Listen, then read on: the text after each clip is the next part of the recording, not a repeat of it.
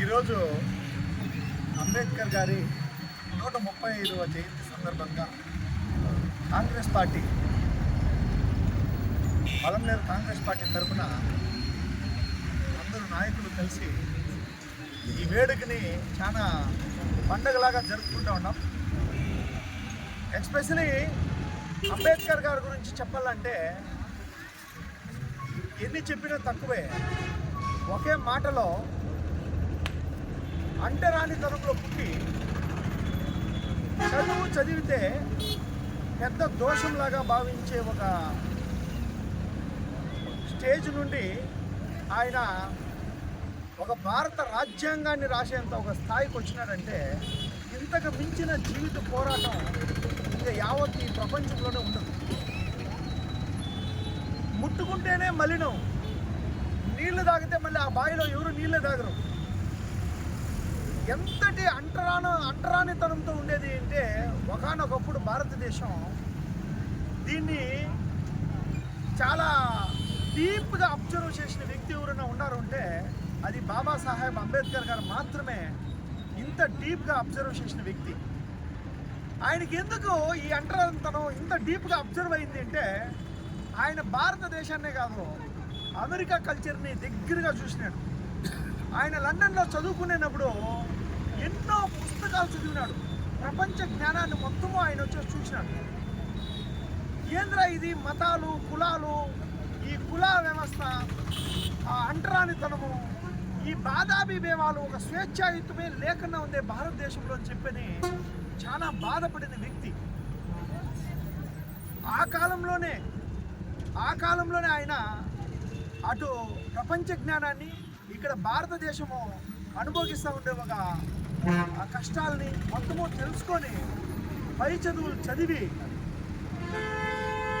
స్కాలర్షిప్లాగా తీసుకొని పై చదువులు చదివి వీళ్ళు ఇచ్చిన డబ్బులతోటి పై చదువులు చదివి ఆయన ఇంత గొప్ప స్థానానికి వచ్చి ఒక భారతదేశ రాజ్యాంగాన్ని, ఒక సరస్వతి పుత్రుడని అనొచ్చు. ఆయన అణగారిన వర్గాలు, అంటరాని వర్గాలు, ఇలాంటి వర్గాలు అందరూ బాగుపడేదానికి ఆయన ఎన్నో రాజ్యాంగంలో పొందుపరిచినారు.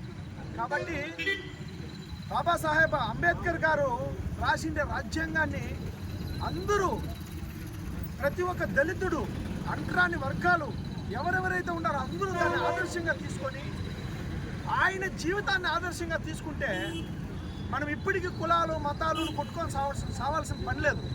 బాబాసాహెబ్ అంబేద్కర్ గారు నేను అంటరాని వాడిని అడుగుతుంటే భారత రాజ్యాంగాన్ని ఎట్లా రాసేవాడు అంటే భారతదేశంలో స్వేచ్ఛ ఉంది, స్వేచ్ఛ లేదని కాదు.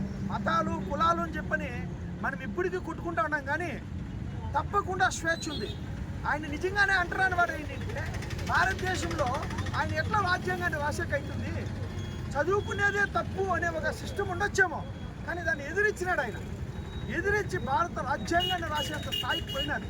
కాబట్టి ఇంకా కులాలు, మతాలు అని చెప్పి ఈ ముసుగులో ఇంకా రకంగా కొట్లాడుకోకుండా ఈ కుల మతాలకు అతీతంగా బాబాసాహెబ్ అంబేద్కర్ లాగా మనమందరూ ఆలోచన చేయాల, మనమందరూ ఎదగల. నేను అంటరాని వాడిని అనేసి ఈ రోజు వరకు మనము అంటరాని వాళ్ళలాగానే మనం ముద్రేసుకొని ఉండేది కాదు. నేను అంటరాని వాడిని అని సమాజం చూపిస్తే భారత రాజ్యాంగాన్ని రాసి మనం ఎట్లా బతకల్లా, మన భారతదేశ భవిష్యత్తు ఎట్లుండాలని చెప్పి రాసిన వ్యక్తి బాబాసాహెబ్ అంబేద్కర్. కాబట్టి భారతదేశంలో స్వేచ్ఛ ఉంది, స్వేచ్ఛగా ఏమైనా సరే ఎదగచ్చు అనేదానికి ఆయన ఒక్కడే, బాబాసాహెబ్ అంబేద్కర్ గారే ఆయన జీవితమే నిదర్శనం. కాబట్టి ప్రతి ఒక్కరూ కుల మతాలకు అతీతంగా ఈ భారతదేశంలో పార్టీలకు అతీతంగా ఒక అభివృద్ధి దిశలో మనమందరూ ముందుకెళ్ళాలని చెప్పి మనస్ఫూర్తిగా కోరుకుంటూ, ఈ ఆంధ్రప్రదేశ్ కాంగ్రెస్ పార్టీ బాబాసాహెబ్ అంబేద్కర్ గారి మార్గంలో నడవడానికి సిరిమలమ్మ గారి ఆదేశానుసారం సిరిమలమ్మ గారు చాలా బలంగా ఈరోజు కాంగ్రెస్ పార్టీని ముందుకు తీసుకొని పోయే దిశగా వెళ్తూ ఉన్నారు. అదేవిధంగా రాహుల్ గాంధీ గారు భారతదేశంలో ఈ రాజ్యాంగాన్ని కాపాడాలని చెప్పి ఏకైక నాయకుడు ఎవరైనా ఉండాలంటే రాజ్యాంగాన్ని కాపాడేదానికి మన రాహుల్ గాంధీ గారు మాత్రమే. కాబట్టి ఎన్నో పార్టీలు రావచ్చు, ఈరోజు ప్రతి పార్టీ బాబాసాహెబ్ అంబేద్కర్ గారి ఫోటోలు పెట్టుకొని ఏ పార్టీ చూడ అన్ని పార్టీలు ఆయన ఫోటోను యూజ్ చేసుకోవచ్చు. కానీ కాంగ్రెస్ పార్టీ మాత్రమే రాజ్యాంగాన్ని కాపాడేదానికి, ఆయన విలువలను కాపాడేదానికి పోరాటం చేస్తూ ఉండే ఏకైక పార్టీ ఏదైనా ఉంది అంటే అది కాంగ్రెస్ పార్టీ మాత్రమే. కాబట్టి షర్మిలమ్మ గారి నాయకత్వంలో, రాహుల్ గాంధీ గారి నాయకత్వంలో తప్పకుండా కాంగ్రెస్ పార్టీని ఆయన ఏదైతే రాజ్యాంగాన్ని రచించినాడో దాన్ని ముందుకు తీసుకోపోతామని చెప్పి మనస్ఫూర్తిగా మీ అందరికీ తెలియజేస్తూ థ్యాంక్ యూ. జై హింద్.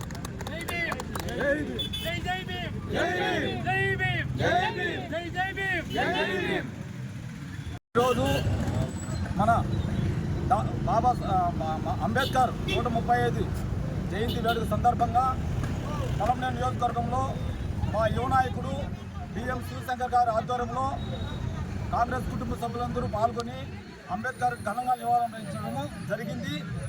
అదేవిధంగా ఈ భారతదేశాన్ని ప్రగతి మార్గంలో నడిపించిన మహనీయుడు మన అంబేద్కర్ గారు. అందరికీ సమాన హక్కులు ఉండాలని, అందరికీ సమాన హక్కులు సౌభ్రాత్యం కలిగి ఉండాలని రాజ్యాంగాన్ని రచించిన వ్యక్తి మన అంబేద్కర్. ఆయన ఈ భారతదేశానికి ఎంతో ముడిపడిన వ్యక్తి. ఆయన్ని మనం ప్రతి సంవత్సరం ఇదే విధంగా తలుచుకుంటూ ఆయన అడుగుజాడులు, ఆయన ఆశయాలకు అనుగుణంగా నడవాలని కోరుకుంటూ, అదేవిధంగా మా నాయకుడు రాహుల్ గాంధీ గారు 2 రోజుల ముందే ఒక మెసేజ్ ఇచ్చాడు. నేను రాజకీయాల్లో ఉన్నంత వరకు కులంతో కానీ మతంతో కానీ రాజకీయాలు చేయను. నా కంఠంలో ప్రాణం ఉన్నంత వరకు కులాల మధ్య మతాల మధ్య గొడవలు పెట్టి ఓట్లు అడుక్కోను. అంబేద్కర్ రాసిన రాజ్యాంగం ప్రకారమే నడుచుకుంటాను. నీతి నిజాయితీగా రాజకీయాలు చేస్తానని చెప్పడం జరిగింది. ఆయన మా కాంగ్రెస్ పార్టీ హ్యాట్స్ ఆఫ్ చెప్పాలా. ఈ భారతదేశాన్ని కాపాడాల్సిన బాధ్యత ఉన్నది అంటే అది ఒక రాహుల్ గాంధీ గారికే చెందుతుంది. రాహుల్ గాంధీ గారే రాబోయే కాలానికి ప్రధానమంత్రి అవుతారు. కాంగ్రెస్ పార్టీనే ఈ భారతదేశానికి శ్రీరామ రక్ష. అందుకే పాలన మారాలి, కాంగ్రెస్ రావాలనే నినాదంతో మా కాంగ్రెస్ పార్టీ ఆయన ఆశయాలకు అనుగుణంగా ప్రయత్నిస్తాము. ఇంకా రాబోయే కాలంలో కూడా కాంగ్రెస్ పార్టీ అధికారంలోకి వస్తుంది. ఈ నియోజకవర్గంలో కూడా మా శివశంకర్ గారిని ఎమ్మెల్యేగా చూస్తాము. ఆయన సేవలు ఈ పలమనేరు నియోజకవర్గానికి ఎంతో అవసరము. ఆయన ఎమ్మెల్యే అయ్యి మంచి ఉన్నత పదవులు ఆశించాలని కోరుతూ విన్నవించుకుంటున్నాం. జై కాంగ్రెస్, జోహార్ అంబేద్కర్, జోహార్ అంబేద్కర్, జోహార్ అంబేద్కర్. చేసిన కాంగ్రెస్ ఎమ్మెల్యే మన శివశంకర్ గారు ఆధ్వర్యంలో జరిగిన ఈ అంబేద్కర్ జయంతి సందర్భంగా అందరికీ నా హృదయపూర్వక వందనములు. ఈరోజు ప్రత్యేకంగా ఏమంటే డాక్టర్ బిఆర్ అంబేద్కర్ గారు 1891 ఏప్రిల్ 14వ తేదీన మధ్యప్రదేశ్ జన్మించాడు. డాక్టర్ బిఆర్ అంబేద్కర్ రాసిన న్యాయ చట్టం కానీ మనకి ఇంతవరకు ఎన్నో రకాలుగా ఉపయోగపడుతుంది. అంబేద్కర్ అంటే చదువు అంటే భారత రాజ్యాంగంలో అతిపెద్ద రాజ్యాంగం భారత రాజ్యాంగం. మా భారత రాజ్యాంగం రాసేదానికి ప్రపంచ రాజ్యాంగంలో పెద్ద రాజ్యాంగం. మా రాజ్యాంగం రాసేదానికి దగ్గర 2 సంవత్సరాల 11 నెలల 18 రోజులు పట్టింది. అటువంటి పెద్ద రాజ్యాంగం రాసిన మన డాక్టర్ బిఆర్ అంబేద్కర్ గారు మన మనకి ఎన్నో రకాలుగా కులాలు మతాలు తిత్తిపెడుతున్నాయి. ఇప్పుడు కూడా ఎక్కడైనా చూడు కానీ కులపరంగా ఎక్కడ చూస్తే ఇబ్బంది పెట్టిస్తున్నారు. వాళ్ళు ఎస్సీ కులము, వీళ్ళు బీసీ కులం అని ఇప్పుడు కూడా ఓట్లేసుకునే వరకే చూస్తారు. ఓటు అంటే డాక్టర్ బిఆర్ అంబేద్కర్, ఈ ఓటు హక్కు కల్పించింది కూడా డాక్టర్ బిఆర్ అంబేద్కరే కల్పించినాడు మనకి. ఇటువంటి కల్పించిన ఓటు హక్కును కల్పించిన డాక్టర్ బిఆర్ అంబేద్కర్ ఇప్పుడు కూడా ఎక్కడ చూసినా పల్లెల్లో కానీ పట్టణాల్లో కానీ కులపరంగా వ్యతిరేకిస్తున్నారు. కానీ మన కాంగ్రెస్ ప్రభుత్వం కూడా ఎక్కడా కానీ కులానికి మతానికి అతీతంగా అన్నిటికీ ముందుకు నడిపిస్తున్నాడు. ప్రతి కార్యంలోనూ మన డాక్టర్ అంబేద్కర్ గారు చేసిన ఉద్యోగ కార్యాన్ని భారత రాజ్యాంగ నిర్మాతగా ఉండి ఎన్నో రకాలుగా మనకి న్యాయాలు కానీ ఎన్నో రకాలుగా ముందుకు నడిపించాడు. ప్రతి కార్యంలో కూడా ఇప్పుడు కూడా ఎక్కడ చిన్న విలేజ్ల్లో కులాల పరంగా కానీ మతాల పరంగా కానీ ఇబ్బంది కలిగిస్తున్నారు. ఇటువంటి జరగకుండా ఉండాలంటే డాక్టర్ బిఆర్ అంబేద్కర్ మన ఆశయాలు నెరవేర్చాలి. మన కాంగ్రెస్ ప్రభుత్వం కూడా వస్తేనే ఎగ్జాంపుల్ మణిపాల్లో కూడా కులపరంగా ఎంతో ఇబ్బంది చేసినాడు. అప్పుడు నరేంద్ర మోడీ పోలేదు, ఎవరూ పోలేదు. కానీ ఒక రాహుల్ గాంధీ మాత్రం పోయేసి అక్కడంతా విషయాలు తెలుసుకొని అక్కడ వాళ్ళకి కొన్ని ధైర్యం చెప్పి వచ్చిన వ్యక్తి, ఒక ఏకైక వ్యక్తి మన కాంగ్రెస్ పార్టీ రాహుల్ గాంధీ. ఇటువంటి కార్యక్రమాలు ప్రతి ఒక్కటి ముందుకు రావాలంటే మన కాంగ్రెస్ ప్రభుత్వం రావాలి. మన బిఎం శివశంకరాన్ని మన కాంగ్రెస్ ఎమ్మెల్యే కావాలని మనస్ఫూర్తిగా నేను కోరుకుంటూ ఈ చిన్న ఉపన్యాసాన్ని ముగించుకుంటాను.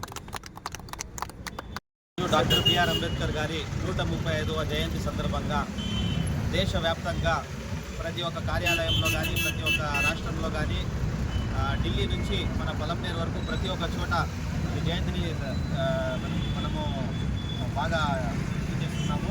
సో మా డాక్టర్ బిఆర్ అంబేద్కర్ ఈరోజు మనం ఎందుకు గుర్తు చేసుకున్నామంటే ప్రతిరోజు కాదు, ప్రతిరోజు మన నిజ జీవితంలో మనము స్కూల్కి వెళ్ళాలంటే, మనకు ఆఫీస్కి వెళ్ళాలంటే ప్రతి ఒక్క విషయంలో మనం స్మరిస్తాం. ఎందుకంటే ఆయన చేసిన హక్కులు, ఆయన చేసిన ప్రతి ఒక్కటి ఏదైతే రాజ్యాంగంలో ప్రతి ఒక్క ఏదైతే అన్ని దేశాలు తిరిగి ఏదైతే మంచి కలుగుతుంది, అంటరానితనం వాళ్ళకి ఏదైతే హక్కులు కలిగిస్తాయో ప్రతి ఒక్కరికి, బడుగు బలహీన వర్గాలకు కానీ ప్రతి ఒక్కటి ఏదైతే అతను రాశారో అది మన ప్రతి జీవితంలో మనము అమలు పరుస్తున్నాము.